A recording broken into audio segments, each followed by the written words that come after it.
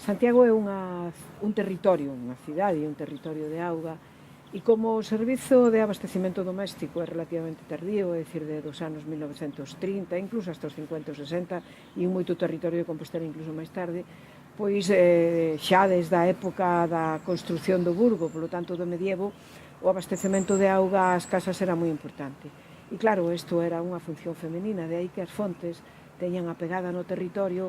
de ese traballo, de ese lecer, porque era traballo e lecer, dese tempo ocupado polas mulleres en levar auga polas casas. Entonces, Santiago está izada de fontes, por todo o territorio, non só no casco urbano, sino en todo o rural tamén.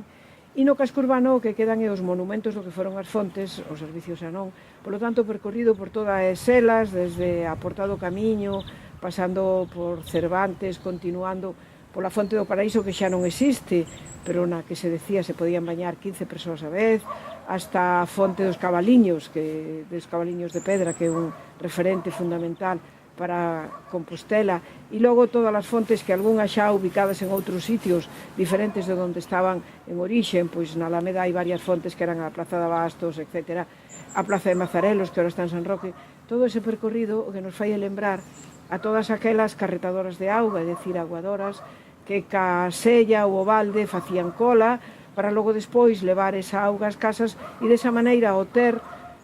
unhos recursos económicos sempre poucos, sempre escasos, porque era un traballo relativamente mal pagado, que lle permitía ter economía propia e en moitísimos casos incluso